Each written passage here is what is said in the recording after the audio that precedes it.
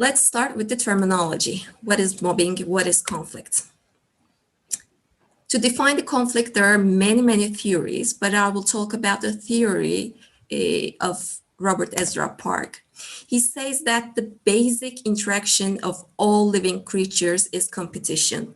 If it's a plant, it's to reach the sunlight. If it's an animal, to reach food and protection. If it's a human, if it's a person, it can be a tremendous amount of needs that we are competing. When the competition has a social contact with others, here is the conflict. Then we adaptate to the new situation, and then we normalize our new situation. Today, we will only talk about the conflict. We know that terminologically, we have two kinds of conflicts. One of them is destructive one. It focuses more on person. It has emotional barriers. It has uncertainty, pressure, and rigidity. On the other hand, there is a constructive conflict that we want to encourage because it focuses on problem. It is solution-oriented. It motivates people, and it's flexible. So we have both kinds of conflicts. And today, most probably, we will be talking about the destructive conflict. While conflict is this, what's mobbing? To define mobbing, I will have a little help from World Health Organization. They define the violence as following: the intentional use of physical force or power, threatened or actual, that either results in or has a high likelihood of resulting, with physical impacts, psychological impacts, sexual impacts, or deprivation. And here is the mobbing. So when we're talking about mobbing, we're not just talking about a regular conflict, we're talking about a violence that is not permitted by law, that has actual sanctions with the law. So conflict is something that we want to encourage to be constructive, but mobbing is something that we want to prevent and we want to protect people from. So what are the roots of conflict and mobbing? The roots of conflict may be very different. There are many theories explaining it. Today, I will use the theory set up by Christopher Moore. He says that there may be 5 different types of conflict roots. One of them is relationship conflicts, like miscommunication or strong emotions or stereotyping or repetitive negative behavior.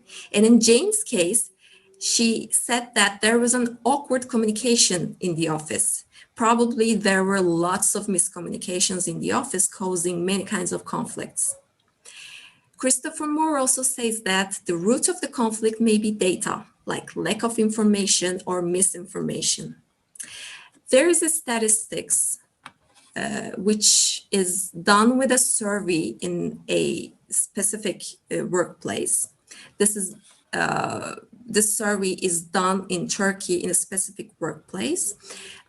The question is, how important is a lack of communication a reason for conflict?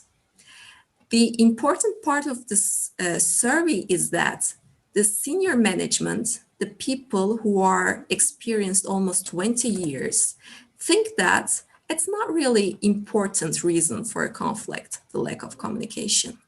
Rest of the people who are experienced with different years have different opinions about it. But in that workplace, it seems that those people do not have a big problem regarding it. So the lack of communication may be a root for conflict for some people, but not always for other people. So it depends, it changes. Christopher Moore also says that the interest can be a conflict reason, like perceived or actual conflict or an interest, a psychological interest. In Jane's case, she said Mr. John objected to her exam results, saying that other interns would do better. So maybe Mr. John had another interest for having another intern to be promoted as the specialist. We don't know, it can be. Christopher Moore also says that the reason of a conflict may be structural, like time constraints or unequal authority, unequal power balance. And in Jane's case, she said, my job description was limitless. She said there is a structural reason for conflict about the clarity of her role. And that was the thing that started the whole story. As done in this company, there was another survey in which a question asked the employees, how important is a lack of role clarity a reason for conflict? And in that survey, it is also interesting that the people graduated from technical sciences of universities, such as engineers, think that the lack of a role clarity is very important to be a reason for conflict, whereas postgraduates, like PhDs, do not think it's really important. Rest of the people have differing opinions. It's not important for our case right now, but it shows that people with different backgrounds may have different understandings about the lack of role clarity. So they may have different needs. So it's really important to know about your company and know about your employees. There is no big formula which explains whether communication or whether role clarity has a specific amount of importance on the conflict. It depends. And finally, Christopher Moore says that the reason for a conflict may be our values, like ideologies, like religion, like worldview, or different kind of things.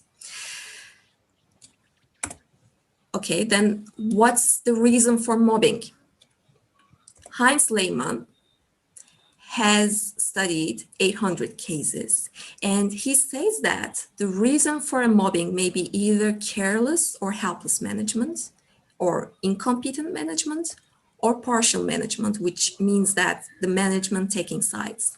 So he says that it's always a reason caused by the management. Remember, there are lots of reasons which may cause conflict, and it can be constructive or destructive. But when it comes to mobbing, it's always a poor management, and it's always destructive. In Jane's case, it was the lack of role clarity. She said, my job description was limitless.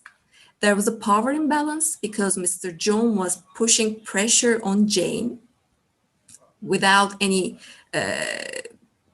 legitimized authority, and she had no application authority. All of them are related with the poor management.